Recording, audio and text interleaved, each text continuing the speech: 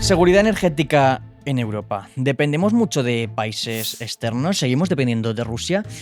¿Qué pasa con los coches chinos y su electricidad?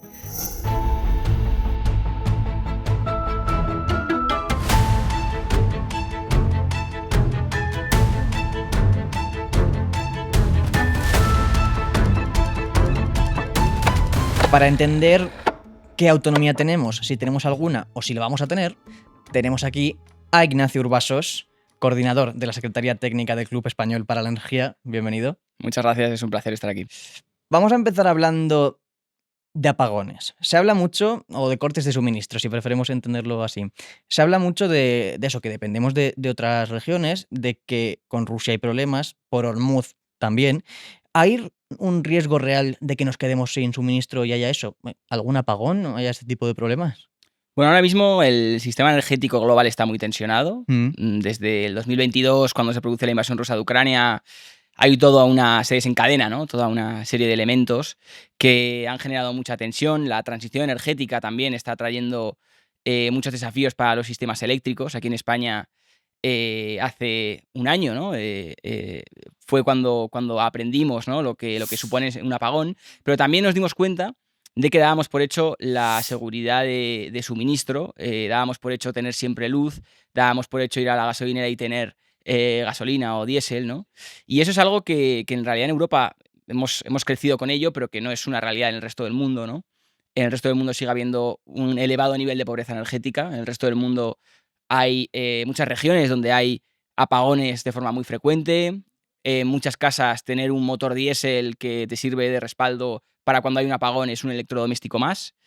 Entonces, yo creo que a veces no tenemos en cuenta la robustez y la sofisticación de nuestros sistemas energéticos y de lo importantes que son para nuestro bienestar y nuestro desarrollo social.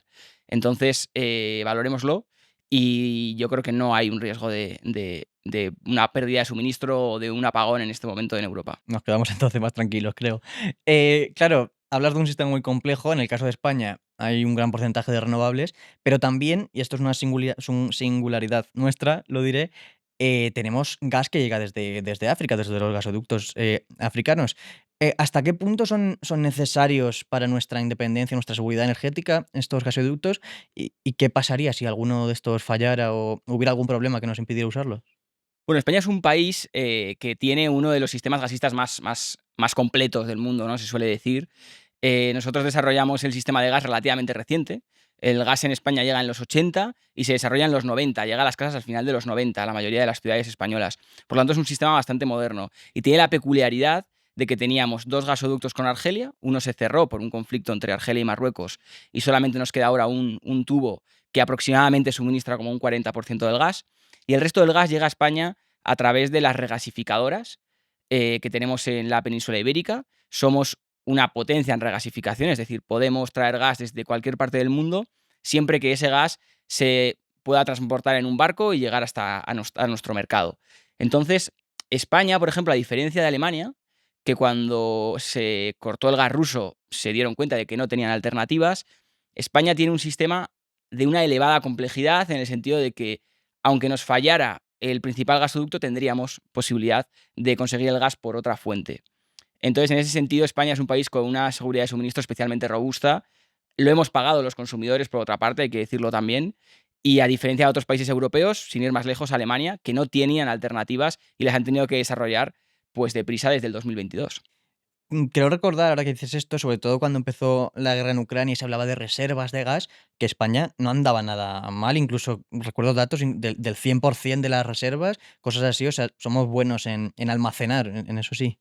Sí, tenemos dos tipos de almacenes. Tenemos almacenes subterráneos, que en esto estamos en la media europea, no somos tampoco excepcionales. Y luego tenemos mucho almacén de lo que se llama gas licuado, que es el gas que se transporta por metanero. Entonces esto te da mucha flexibilidad para recepcionar un buque y poder enviarlo a otro puerto si es necesario. Y además España, bueno, tiene la particularidad de que el sistema de las reservas de gas se operan por parte del regulador, se coordinan, y esto es una gran diferencia con otros países como Alemania, en donde, por ejemplo, el principal almacén de gas de Europa, que estaba en Austria y lo compartían con Alemania, era propiedad y estaba operado por Gazprom, que era una empresa rusa. Entonces, lo que quiere decir es que España no solamente tiene un sistema de almacenes muy buenos, sino que encima están coordinados entre sí y digamos que somos un referente en seguridad energética. Mm, tuvimos que serlo en ese momento y ahora 4 años después del inicio de la guerra, más de 4 años, ¿seguimos dependiendo o sigue, yo creo, llegando gas de Rusia, si no me equivoco, o seguimos comprando? Efectivamente, el gas ruso, ahora mismo no hay ninguna prohibición sobre el gas ruso, esto hay Mm, que dejarlo claro. En Europa se ha prohibido el petróleo ruso, se ha prohibido el carbón, se ha prohibido los derivados del petróleo. Hay mm, muchas diferentes paquetes de sanciones que se han ido sí, incluyendo, pero el gas todavía no hay ninguna prohibición. Estas prohibiciones van a empezar a entrar en vigor a partir del 1 de enero del 27, es decir, estamos a las puertas ya de que el gas ruso no pueda llegar a Europa. Y actualmente en España el gas ruso representa, depende del año, pero el año pasado fue como un 15%, que es una cifra bastante elevada, pero tiene que ver con que antes del 2014, antes de la invasión de Crimea, es decir, antes de que comenzara las hostilidades entre Rusia y la Unión Europea, pues una empresa española decidió firmar un contrato de compra a largo plazo que se extiende hasta 2040 y hasta que no entre en vigor una prohibición realmente no se puede dejar de comprar, ¿no? Entonces realmente España lo que está haciendo es simplemente esperar a que la normativa europea que permite dejar de comprar gas permita cancelar ese contrato. Hasta que no se hace, las empresas no pueden ellas por sí solas romper un contrato ya. porque te expones a consecuencias legales en arbitrajes internacionales. Claro, hablamos, bueno, ya menos de un año, para el año que viene. ¿Se ha preparado Europa de alguna forma para esto? Porque en cuanto deje de llegar de allí, no sé si hemos buscado ya en otro sitio, o habría que hacerlo. Pues efectivamente, Europa está haciendo un gran esfuerzo para buscar alternativas. La primera es reducir el consumo de gas, y esto se consigue con más renovables que desplazan al gas en, por ejemplo, generación eléctrica, y la otra es mediante medidas de eficiencia que permiten pues, que en los hogares, por ejemplo, consumamos menos gas para calentarnos, o en los colegios, o en las piscinas cubiertas, etcétera. Es un ejemplo, ¿no? Y por otra parte, hemos buscado suministradores alternativos. Y aquí, obviamente, está Noruega, que es el principal suministrador de gas ahora mismo en Europa, que ha sustituido a Rusia. Tenemos también a los suministradores del Mediterráneo, a Argelia, a Libia, tenemos también a Azerbaiyán y, muy Mm, importante, a Estados Unidos, ¿no? Que ha dado la casualidad de que era el exportador con mayor volumen disponible en el mercado y la Unión Europea estaba muy necesitada de ello. Se ha dado también la casualidad de que esto ha coincidido con la crisis de Hormuz, que es una coincidencia pues bastante mala, porque justamente cuando la Unión Europea tenía que dejar de comprar gas ruso, es decir, el año que viene, pues estamos viendo que la disponibilidad de una alternativa muy importante, que es Qatar, que es el segundo exportador de gas del mundo, pues no va a estar disponible, ¿no? Entonces esto realmente es un muy mal timing, pero digamos que llegamos con los deberes hechos, entonces no es un problema necesariamente que lo vayamos a notar en términos de un posible corte de suministro, por ejemplo, que sí, habla. lo decíamos. Me hablas de muchos países, entiendo que cuando deja de venir lo ruso, el gas ruso, nos vamos a buscar fuera, pero entonces, si no me equivoco, no podemos hablar de soberanía energética propiamente, ¿no? No sé si en el mix europeo, en el mix energético, igual renovables, nuclear, toman fuerza, pero ¿estamos haciendo algo para que cuando nos quitan de un sitio el gas o la fuente que sea, no nos tengamos que ir igualmente a otro sitio? Claro, es que el concepto de autonomía energética o de ser autosuficiente, cuando no tienes combustibles fósiles, es mucho más difícil de lo que puede parecer en un primer momento, ¿no? Por ejemplo, España ya produce más de la mitad de la electricidad con renovables, más de un 20% de electricidad con nuclear, es decir, un Mm, 70% de la electricidad que consumimos la producimos nosotros mismos, ¿no? ¿Qué es lo que ocurre? Que la electricidad es una parte muy pequeña de nuestro mix energético. Tenemos todo el transporte, que es consumo básicamente de petróleo, tenemos las calefacciones, que son principalmente gas, tenemos la industria, que es una mezcla de gas, de petróleo, de carbón, y todo eso es lo que tenemos que electrificar. Es vale. decir, cuando desplegamos renovables, conseguimos más autonomía porque nuestro sistema eléctrico es más nacional, digámoslo así, y porque más cosas consumen electricidad. Entonces la transición es un doble proceso, ¿no? De más renovables y de más electricidad. Ese es básicamente, ¿no? Digámoslo así, el proceso si lo queremos simplificar. Entonces, hay un gran camino por delante, pero por dar un número, España ahora mismo, aproximadamente el 22% de la energía que consume proviene de nuestro propio país. Esta cifra era el menos del 10% hace 20 años, pero sin embargo era mayor hace 50 años, porque hace 50 años consumíamos sobre todo hidroelectricidad y nuclear. Entonces, al final es un proceso complejo, pero como digo, el camino está claro: más renovables, más nuclear, más biocombustibles de producción local y más electrificación y más consumo de renovables propias. Y ahora hemos hablado de Rusia, que sí fue un tema y sigue siendo un tema que afecta a la seguridad energética, pero ¿y Ormuz? O sea, vemos un canal de tránsito tan importante cerrado Ujú. que no sabemos cómo se va a resolver. ¿Esto cómo está afectando a nuestra, bueno, nuestro suministro energético? Porque yo creo que algo al menos sí. Bueno, el cierre del estrecho de Hormuz, los que nos dedicábamos a esto de la geopolítica de la energía y la seguridad energética, era como el caso, ¿no?, que aparecía en el libro de texto del escenario Sí. extremo que no podía ocurrir o que si ocurría íbamos a entrar en una crisis energética. Y la realidad es que llevamos ya más de un mes, vamos para 2 meses de cierre del estrecho, y todavía el impacto en el mercado no parece tan grande como se pensaba Bien, bien, bien. teóricamente, ¿no? Esto se debe, en primer lugar, a que los barcos que salieron de Hormuz, es decir, un barco que va, por ejemplo, de Qatar hasta Shanghái, tarda 45 días. Vale. Entonces, el Mes y efecto medio. claro, se está empezando a notar ahora, ¿no? Y en segundo lugar, porque estamos viviendo un poco de lo que tenemos almacenado, de todo lo que se llama la capacidad, ¿no?, de gestión, la capacidad de amortiguar del sistema energético. Pero hay algunos indicios de que esta situación se puede descontrolar, sobre todo si se alarga. Un producto que puede escasear, por ejemplo, es el queroseno de aviación, que en la Unión Europea se importa, sobre todo del Golfo, y donde ya estamos viendo, pues, aerolíneas, ¿no?, que están cancelando vuelos o que están intentando optimizar rutas para reducir el consumo. Y esto es solo el principio, es decir, si sigue el estrecho cerrado, vamos a ver escasez energética y vamos a ver cómo los precios de la energía van a subir, lo vamos a notar en el bolsillo y sobre todo los países más expuestos en Asia, ahí sí que quizá veamos cortes de suministro. Mira, hablas de Asia, me viene bien para la siguiente pregunta. Em, a nivel de fuentes de energía, también importa lo que sucede en los vehículos, ¿no? Has hablado de aviones, pero también en el caso de los coches. China produce una gran cantidad, es una industria en auge, si no la principal en este sector, de los coches eléctricos, eh, y a la vez una de las prioridades europeas es la de descarbonizar. ¿Cómo podemos compatibilizar, tener, bueno, sí, más coches eléctricos en Europa, pero que no seamos, o sea, que mantengamos nuestra industria automovilística de alguna forma? Porque si todo viene chino, eh, se me viene a la cabeza Alemania, pero también muchas fábricas en España que van a perder su fuerza y su poder en esta industria. El caso de la industria del automóvil de China es claramente un ejemplo de lo que ha sido la evolución de China, ¿no? Desde ser un país con una industria muy básica que básicamente copiaba o que funcionaba con diseños occidentales que se fabricaban en China a desarrollar su propia industria, ¿no?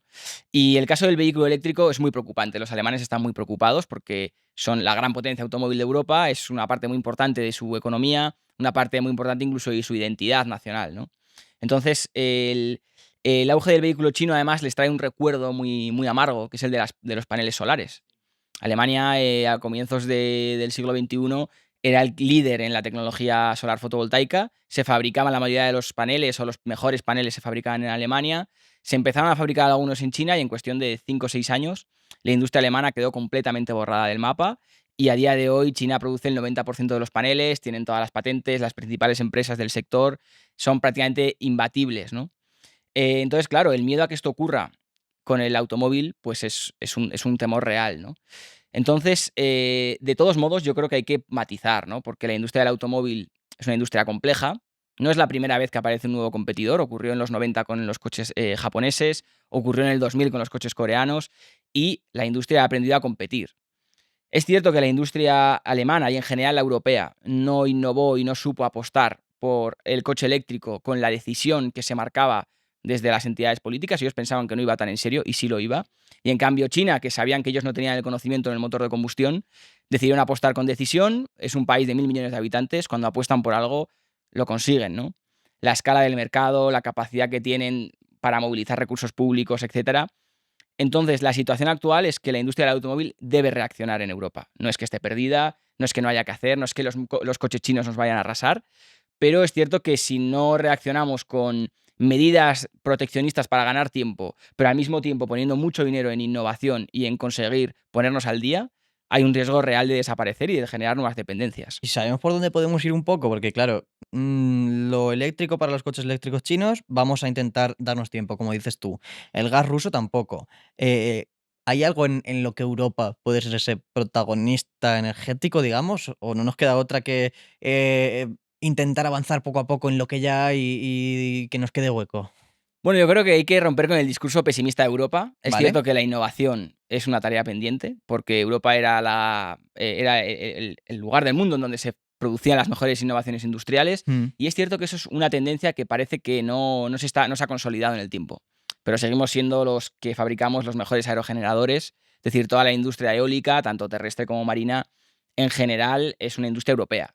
Es cierto que han surgido compañías chinas con fuerza, pero vamos, claramente las industrias europeas son líderes. En cuestiones relacionadas con el hidrógeno, la fabricación de electrolizadores, con la fabricación de compresores, las turbinas de gas, por ejemplo, que es un elemento súper importante y con una gran importancia geopolítica. Todo ello se fabrica en Europa, somos líderes y seguimos manteniendo un liderazgo que hay que conservar y que hay que expandir a otros sectores. Pero vamos, yo no me quedaría con la idea de que Europa ya no es competitiva o de que no innova. No, está bien saber que sí que hay opciones para, bueno, tener fuerza a nivel industrial en este sentido. Un ejemplo que no es precisamente de éxito industrial es el de los coches de hidrógeno. Eso está descartado ya, ¿no? Bueno, el hidrógeno como vector energético que se suele llamar, ¿no? Ujú. Se le llama la navaja suiza, ¿no? Porque tiene muchos usos. Es decir, tú puedes utilizar el hidrógeno, para calentar tu casa, para mover un coche, lo puedes utilizar para calor industrial, pero tú no utilizarías una navaja suiza para, cortar el chorizo en tu casa, para atornillar un mueble, o para abrir una lata. Es decir, el hidrógeno es muy versátil, pero casi nunca es la mejor opción. Entonces eso hace que en usos como el del vehículo eléctrico, ¿no? En principio, tanto el coche eléctrico como los biocombustibles para el transporte pesado sea una mejor alternativa. Vale, por ubicarnos entonces. Eh, Europa sí que tiene ciertas cosas que hacer en materia energética, ¿no? Has hablado de algunos ejemplos. Pero en el caso de política exterior, ¿no? Vamos a llevar a una causa, que es la política exterior, y la consecuencia en la energía. ¿Puede afectar las decisiones que tome Europa, de alguna forma a las fuentes energéticas a las que pueda acceder España? Es decir, si la Unión Europea decide posicionarse del lado de alguien, puede que igual desde África, se me ocurre, o desde otras fuentes tengamos algún problema, o realmente la política exterior no afecta tanto a la energía.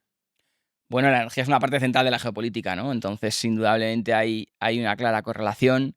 Es evidente que la relación entre la Unión Europea y Rusia, por ejemplo, para Estados Unidos era muy incómoda en el pasado.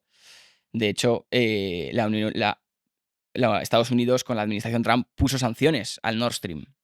Después comenzó la guerra y hubo las famosas explosiones, que no sabemos quién ha sido, pero hay sospechas, ¿no? Que nos hacen ver que hay influencias siempre en la energía y en la política exterior, están claramente unidas, ¿no? España en general, por vocación, mira al Mediterráneo y mira al Atlántico. El Mediterráneo por cercanía. Y es una región compleja, pero donde tenemos una muy buena presencia de nuestras empresas, tenemos o hemos tenido tradicionalmente muy buena relación con Argelia, con Libia, con Egipto. Y América Latina por cercanía cultural, también la cuenca atlántica no está lejos en términos energéticos. Venezuela, México son nuestros principales suministradores de petróleo junto con Estados Unidos, lo que nos demuestra que evidentemente la política exterior y el comercio energético siempre van de la mano. Siempre van de la mano. Entonces España, en lo que son combustibles fósiles, como digo, Mediterráneo y América Latina, y en lo que son inversiones en renovables o en interconexiones, es exactamente lo mismo. Las empresas españolas son súper importantes en América Latina para el desarrollo de renovables y España, por ejemplo, tiene 2 cables eléctricos con Marruecos y probablemente construyamos un tercero y quizá otro cable con Argelia, lo que nos demuestra que al final geopolítica y energía van de la mano. España siempre ha tenido una política exterior muy cooperativa, ¿no? Muy de buscar entendimientos, no confrontacional, y aquí en el espacio energético hay muchas oportunidades. Vale, es verdad que mucho llega a España, lo estás diciendo tú, pero ¿puede actuar, nuestro país como nodo, como nexo para el resto de Europa? ¿Eso puede pasar? Es que se me ocurre, por ejemplo, el ejemplo, valga la redundancia, del MidCat, ¿no? Que era este, proyecto de gasoducto entre España y Francia, que no salió, también porque a Francia parecía que no le interesaba mucho. Entonces, no sé si todo esto que tenemos puede llegar de alguna forma al resto de Europa, o se queda para nosotros. España siempre ha tenido el complejo de la isla energética, ¿no? Es Sí. una frase que solemos repetir, ¿no? Es que solemos decir que no. En los Pirineos hay claramente una falta de infraestructuras. Primero, porque los Pirineos son una barrera Sí. geográfica muy importante. Mm. Segundo, porque en general en Francia no les gusta construir infraestructuras que cruce parques de zonas de alto valor natural, ¿no? Y tercero, porque a Francia en general nunca le ha interesado interconectarse con España, que era un mercado pobre, con una energía más cara, en general le aportaba poco, ¿no? De todos modos, yo en general creo que la idea está de ser un hub o el centro de una red energética, creo que es algo un poco obsoleto, en el sentido de que realmente lo que a ti te interesa es tener energía que sea fiable y energía que sea competitiva. Si eso lo consigues estando en una red, bien, pero si lo consigues, como es el caso de España, teniendo energía autóctona, renovable sobre todo, ¿no?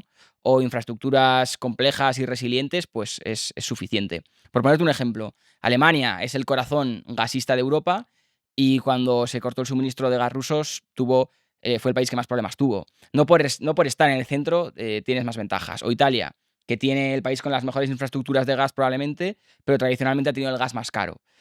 Entonces, por muy bien interconectado que estés, que es el caso de Italia, no significa que tengas el mejor precio o que tengas más seguridad de suministro.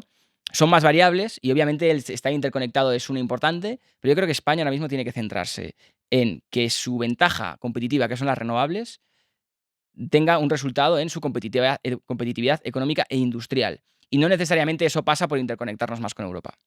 Vale, pues si no nos interconectamos, esto no es realmente esto lo que voy a decir, algo de conexiones, pero el tema de la excepción ibérica, ¿no? Ujú. Sobre todo a nivel de precios, ¿realmente ayuda a que si otros países tienen un problema en el tema del gas, que realmente a nosotros no nos afecta tanto? ¿Es una herramienta útil para esto, para que nuestros precios no se vean arrastrados o no ha funcionado tanto? Bueno, la excepción ibérica realmente solamente funcionó desde su puesta en marcha, que fueron Sí, unos meses. Luego, el precio que marcaba el gas era muy alto. O sea, tenía que estar el gas en un precio muy alto que no lo estuvo.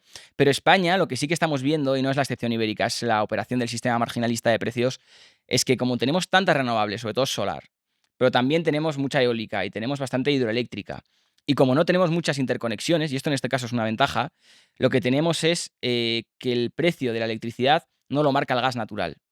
Si tuviésemos más interconexiones con el resto de Europa, por ejemplo con Italia, que es un país que el gas natural marca el precio en la mayoría de las horas, muy probablemente tendríamos un precio más elevado. Entonces, ser una isla energética nos permite ser una isla renovable, ¿no? Y nos permite tener precios más competitivos. Entonces, a tu respuesta, no es la excepción ibérica, es las renovables las que nos permiten tener un precio mucho más competitivo que en el resto de Europa. Y desde el inicio de la crisis de Hormuz lo estamos viendo. Alemania, Polonia, Dinamarca, con precios disparados en la electricidad, España manteniéndose a raya en lo que es el mercado mayorista. Otro tema es el precio final que paga el consumidor, que es un tema, no vamos a entrar más complejo, pero lo que es el mercado mayorista somos ahora mismo los más competitivos.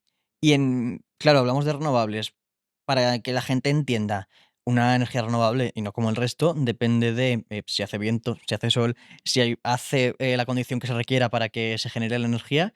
¿Esto realmente es así? O si pasamos un tiempo en el que, yo qué sé, me lo invento, no haya mucho viento, no haya mucho sol, ¿va a afectar o es estable las renovables? Porque esto es una duda, sobre todo cuando hubo el apagón en España, se decía, no, esto es porque, claro, las renovables no las podemos controlar. ¿Hasta qué punto hay aquí verdad o no hay verdad? Bueno, el apagón fue una causa Sí, multifactorial. más Es allá. cierto que vino de que había, al parecer, ¿no? Muchos generadores renovables que generan una serie de problemas en la red y no se gestionó bien. No es que fuera culpa de las renovables, Sí, sino que sí. no se gestionó bien la presencia de las renovables. Em, entonces, un sistema renovable es cierto que está a merced, en cierto modo, de las condiciones meteorológicas. Esto es así. Es decir, cuando hay sol, la energía solar genera electricidad. Cuando hay viento, la energía eólica genera electricidad. Cuando no lo hay, no lo genera. ¿Qué es lo que pasa? Tienes que tener un sistema que tenga una buena distribución de fuentes de energía, lo que se llama la diversificación, ¿no? Para que cuando no haya sol, pues tengas agua en los embalses y puedas generar hidroelectricidad, tengas las nucleares funcionando, cuando no haya viento, tengas sol, cuando no haya ni sol ni viento, tengas interconexiones que te permitan compensar esta pérdida, tengas almacenamiento en forma de baterías o tengas almacenamiento en forma de bombeo hidroeléctrico, es decir, soluciones tecnológicas que ya tenemos. Es cierto que un sistema 100% renovable todavía es un desafío muy grande. En España tenemos la suerte, y yo considero que es una suerte, de tener 7 reactores nucleares funcionando, que diversifican nuestra fuente de suministro y que creo que ayudan también a integrar más renovables de una forma más segura. Pero como te digo, sí es un desafío integrar más renovables, pero tenemos las soluciones tecnológicas, regulatorias, tenemos la capacidad técnica para hacerlo y es cuestión de tiempo que eliminemos lo fósil del sector eléctrico y que el 90-95% sea renovables, nuclear, sea descarbonizado, Mm. Claro, o sea, entonces, renovables y nuclear entiendo que pueden convivir sin problema, según lo que dices. Bueno, yo creo que sí, yo creo que el futuro es integrar todas las tecnologías descarbonizadas, intentando que el coste para el consumidor final sea lo menor posible. Y yo creo que en España, que tenemos unos reactores que llevan funcionando 40 años, pero que pueden funcionar muchos años más, haciendo las inversiones requeridas para que sigan siendo seguras, que eso es lo más importante. Y complementando, como te digo, cuando por ejemplo en verano hay una ola de calor y a las 9 de la tarde ya no hay sol, pero la gente está con los aires acondicionados, muy probablemente no haya viento y muy probablemente no haya agua, porque en un clima mediterráneo no hay agua, no queremos estar consumiendo gas, queremos estar generando con fuentes descarbonizadas. Y ahí es donde creo que, por ejemplo, la nuclear tiene un gran encaje. No creo que sean enemigas. Lo que sí hay que tener muy claro con la nuclear es que tiene que ser segura, no puede suponer una carga para la factura final y tenemos que conseguir que la ciudadanía lo acepte y entienda que, como digo, son seguras y son parte de nuestro sistema energético. Has dicho una cosa, esto es un poco curiosidad, pero ¿tiene una central nuclear vida útil? Es decir, no hay planes, pero pon que construimos una ahora, ¿habría que tener un plan de hasta cuándo la vamos a tener? ¿O se puede rehacer? ¿Has dicho algo un poco de seguir invirtiendo? ¿Esto cómo va? Bueno, en España hay una institución, ¿no?, que es el Consejo de Seguridad Nacional, que es el que da estas autorizaciones. Entonces, tú cuando construyes una planta nuclear, en su día se hicieron para 40 años. Es decir, si ahora se hiciese una central nuclear, piensas en 2065. Normalmente no piensas más a largo plazo porque nunca te imaginas cuál es esa situación, ¿no? Entonces, para el modelo financiero, para la financiación, etcétera, todo eso se proyecta a 40 años, pero normalmente la mayoría de los componentes o se pueden reemplazar sin riesgo o siguen funcionando. Entonces, sabemos que en Estados Unidos, por ejemplo, hay plantas nucleares que se espera que funcionen hasta 100 años. Por lo tanto, no es que sea una. Hay muchos componentes que hay que cambiar, ¿eh? Pero en general, las centrales nucleares pueden durar mucho tiempo. Sí, sí, O sea, que no tienen por qué caducar cuando lo planeas, sino que se puede ir extendiendo, sí. claro, Mm. efectivamente. Vale, entonces, ¿tú ves viable si este mix que me dices de renovables apoyadas en nucleares, más o menos, que ese sea el modelo europeo, digamos, que al medio y largo plazo sea lo que veamos? Bueno, en la Unión Europea, según los tratados, los países tienen, ¿no?, la competencia para definir su propio mix energético y esto ha hecho que cada país realmente tenga su propia política energética, ¿no? Es decir, tenemos objetivos climáticos comunes, pero normalmente tenemos políticas energéticas distintas. En Europa había dos modelos, claramente, quizá tres, pero estaba el modelo francés, un modelo de una elevada presencia de la energía nuclear, y el modelo alemán, que era un modelo que desde Chernóbil tenía muy claro que la energía nuclear tenía que decrecer o tenía que desaparecer en el mix energético del país. Estos dos modelos, en el fondo, son lo contrario, ¿no? El modelo alemán es pura renovable, el modelo pura renovable con respaldo de gas, el modelo francés es un modelo más de nuclear con participación importante, pero no mayoritaria de las renovables, ¿no? Y yo creo que ese es el modelo que mejor encaja en una Europa donde hay 27 Estados miembros, donde cada uno tiene unas preferencias, una aceptación social, unas condiciones, por ejemplo, meteorológicas. Entonces, yo creo que el modelo a seguir es libertad, siempre que se consigan los objetivos climáticos y siempre que se consiga tener una factura de la luz que los ciudadanos pueden pagar a un coste aceptable. Mm, claro, porque de todo va a depender del precio que pague la gente. No sé si en el caso alemán, creo recordar que hay cierta intención de volver al carbón, no sé si me equivoco, o de reabrir alguna planta, de carbón. ¿Puede dar una situación en la que no consigamos que, al menos renovables, bajen los precios, nos obliguen a tirar de energías más contaminantes? Vamos a ver, en este caso, como el carbón. Bueno, en Alemania realmente no se ha vuelto al carbón. En ¿Vale? Alemania se está Vamos a reduciendo. desmentirlo, sí. Sí, en Alemania se está reduciendo mucho la generación eléctrica con carbón. Lo que ha pasado es que sí que es cierto que hubo un momento, sobre todo durante el 2022 con la crisis del Ujú. gas, pero fue momentáneo y fue anecdótico si miras la tendencia general, donde hubo un incremento del consumo de carbón para la generación eléctrica. Pero en Alemania tienen claro el camino, que son más renovables. Se ha reabierto el debate nuclear en Alemania, que era algo que se pensaba que no iba a ocurrir, aunque parece que se ha reabierto para cerrarlo, porque realmente no hay una posibilidad de volver fácilmente a las nucleares. Alemania tenía muchas nucleares, pero las cerró todas por una decisión de todos sus partidos políticos después de Fukushima en 2011. Entonces, sí que es cierto que las diferentes crisis energéticas que hemos vivido nos han obligado a volver momentáneamente al carbón en algunos casos, pero en general las salidas más renovables no es lo contrario. Esto es un mensaje muy importante. Alemania está avanzando mucho en su transición. Alemania ha tenido una transición complicada, con muchos errores, en mi opinión, pero tienen claro el camino y la dirección, y yo estoy seguro que Alemania va a conseguir sus objetivos. Vale, pues entonces creo que me queda un poco todo claro, ¿no? Hay un objetivo, más o menos optimista de llegar a renovables más nuclear, que eso sea así. Sin embargo, como has dicho tú, ya pasó en el caso de Alemania, hay sectores políticos, depende del país unos u otros, que no están tan a favor de las nucleares. ¿Tú por qué crees, que veo que estás bastante a favor de ellos, de ellas, de las nucleares, por qué crees que no todo el mundo lo tiene tan claro? ¿Cuál es el principal argumento para que la gente lo entienda del no a las nucleares? Bueno, yo no es que esté a favor de las nucleares, yo creo que depende de cada circunstancia, de cada país, de cada ¿Vale? momento. La gente que está en contra de las nucleares tiene muchos argumentos de peso, en mi opinión, que hay que valorarlos todos. El primero es el riesgo de un posible accidente. Ha habido 2 accidentes, bueno, 3 realmente, pero 2 importantes en la historia, el de Chernóbil, que fue un desastre, y el de Fukushima, en Japón, que no fue un desastre, pero podría haberlo sido, ¿no? Luego hay un segundo argumento que para mí es de peso también, que es el de qué hacer con el combustible nuclear, que es un combustible radiactivo que se queda durante siglos emitiendo radiación y que tienes que dejarlo en algún almacén durante todo ese tiempo y por lo tanto es una carga para las generaciones futuras que hay que tener en cuenta y eso es así. Y luego hay un tercer argumento que muchas veces se esgrime que tiene que ver con el coste de la nuclear. La nuclear no ha sido tradicionalmente una fuente de energía barata. Ha sido cara, pero tiene otras ventajas. Que es estable, que dura muchísimos años, es decir, no todo es el precio cuando hablamos de fuentes de energía, ¿no? Entonces, yo creo que hay argumentos de peso para estar en contra, pero yo sobre todo estoy a favor de cuando tú ya tienes el reactor construido, como es el caso de Usarlo, España, ¿no? tú ya tienes un residuo nuclear y ya tienes unas garantías de que son seguras, ¿no? Ese es cuando ahí yo digo, bueno, puedo estar a favor de la nuclear. Cuando hablamos de construir centrales nuevas, quizá no esté tan de acuerdo o tenga que evaluar el caso en concreto para tener una opinión. Vale. O sea que sí, en todo caso las veríamos como una energía de apoyo a las renovables, ¿no? Como dices tú. Definitivamente sí. Vale, vale, vale, vale. Pues yo creo que nos ha quedado todo más o menos claro. Es verdad que el tema energético depende mucho de lo que pase, porque mañana tenemos un Hormuz, como lo tenemos ahora, otro escollo geopolítico que nos impida depender del que ya dependíamos y hay que movernos. En fin, es un lío. Pero queda bastante claro que si yo he entendido bien, si Europa, por concluir, necesita o aspira a ser mínimamente soberana energéticamente, tiene que ir a por las renovables, depende del país, cada uno con su objetivo y su preferencia, digamos, su capacidad, y nucleares. Ese podríamos decir que es la opción viable para una Europa soberana energéticamente, así por concluir.